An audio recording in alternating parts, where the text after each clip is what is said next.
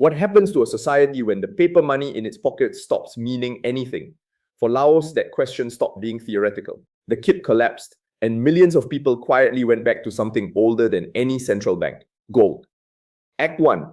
The weight of paper, the weight of gold. When a currency breaks, the damage is not abstract. In Vientiane, everyday commerce changed almost overnight. Notes that once guaranteed tomorrow's rice or fuel stopped doing that job.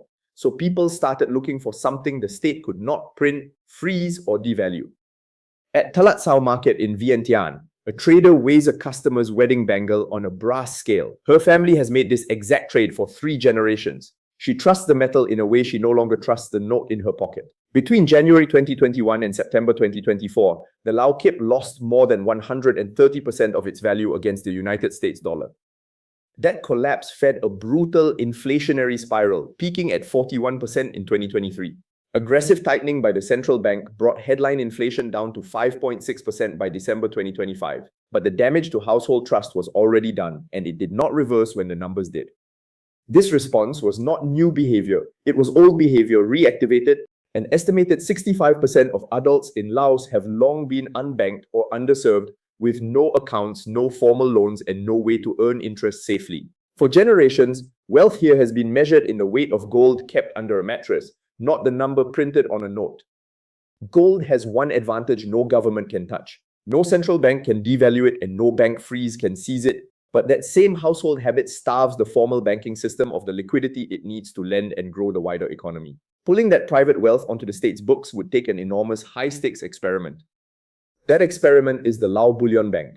It opened quietly in late 2024 with 2,000 accounts and 50,000 grams of gold on deposit. By the end of its first full year, the bank reported more than 35,000 customer accounts and tens of thousands of app downloads, alongside a growing volume of gold moving through its vaults. Early numbers for an experiment with national stakes.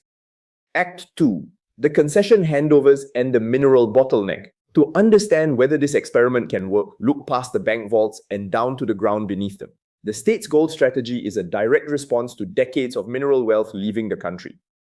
That story starts with colonial-era mapping of Lao ore deposits and picks up speed in the late 1980s and 90s when World Bank-backed reforms opened Lao mining to foreign investment for the first time under the country's landmark law on minerals. The first wave of large-scale mining was Western, led by Australian operators.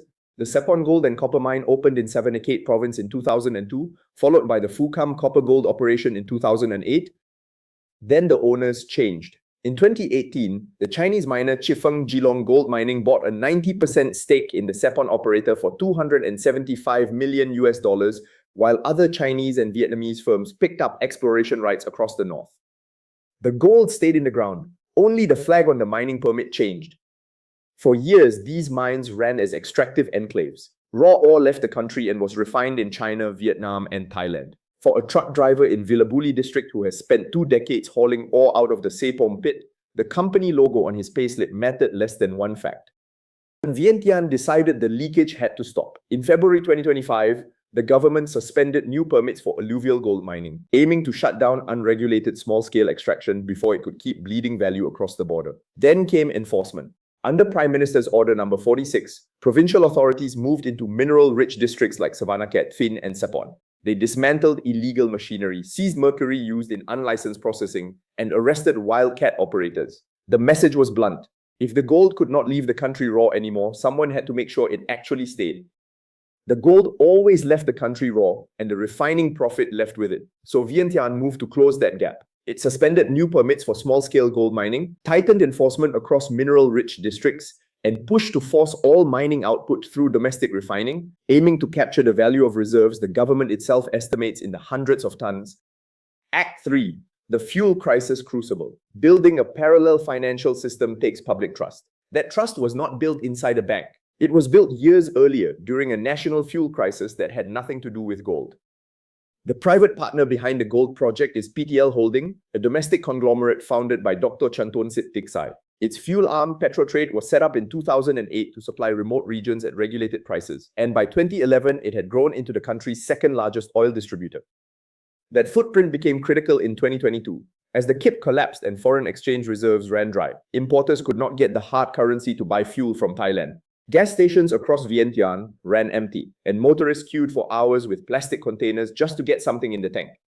Dr. Sitfiksai appeared alongside government ministers through that crisis, pledging that petrol trade would absorb massive foreign exchange losses to keep stations supplied. Choosing national continuity over short-term profit built the company a reputation as a crisis backstop, and it explains why the state picked PTL as its partner 2 years later. On August 7, 2024, the two sides signed a formal partnership. The government provides political cover and regulatory authority. PTL provides capital. The Lao government holds 25% through the Ministry of Finance and the central bank, while PTL Holding keeps the 75% majority.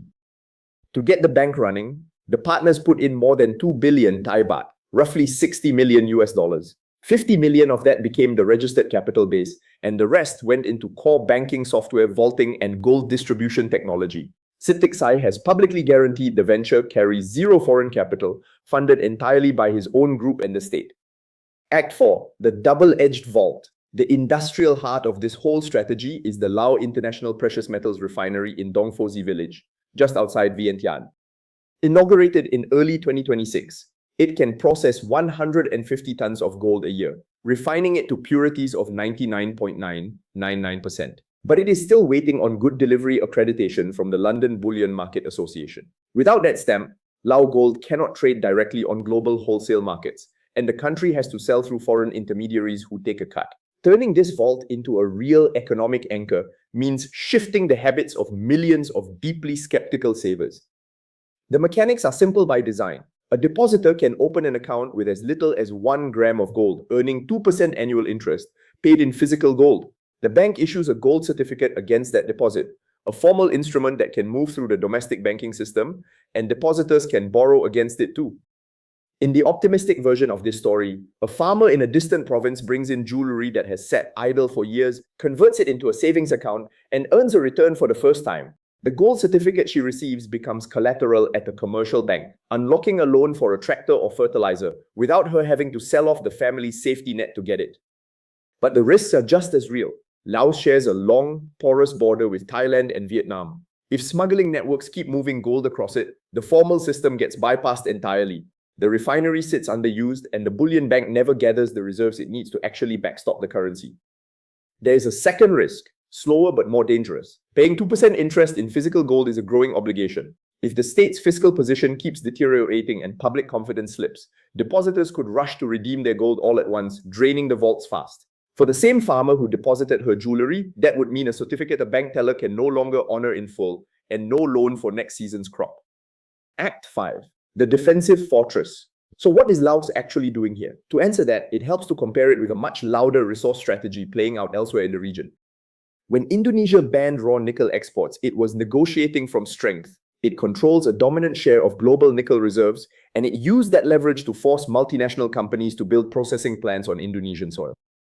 Laos has no equivalent global commodity monopoly. Its gold strategy is not an attempt to capture multinational investment. It is a shield built out of domestic household savings to protect a currency that has already broken once.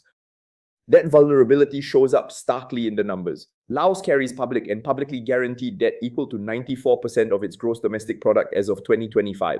In plain terms, the state owes nearly as much as its entire economy produces in a year. And because the KIP is not internationally convertible, foreign creditors will not accept it as repayment. That leaves the central bank with no easy way to build the foreign exchange reserves it needs on the open market. Pulling household gold into the formal banking system is a defensive move. It converts assets that once sat inert under a mattress into something usable and internationally recognizable. What the Vientiane experiment really shows is that physical gold remains the asset of last resort for small states facing serious monetary distress, a sovereign buffer for when the usual channels stop working. None of this will be decided by regulatory decrees or the size of a refinery. It will be decided by psychology.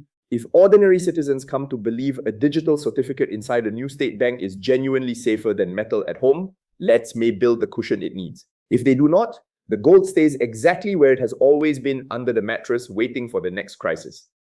I am Hero the Hornbill, and this is the ASEAN Angle. If this episode gave you a new way of seeing the region, subscribe so you do not miss the next one. New episodes weekly, link in the description.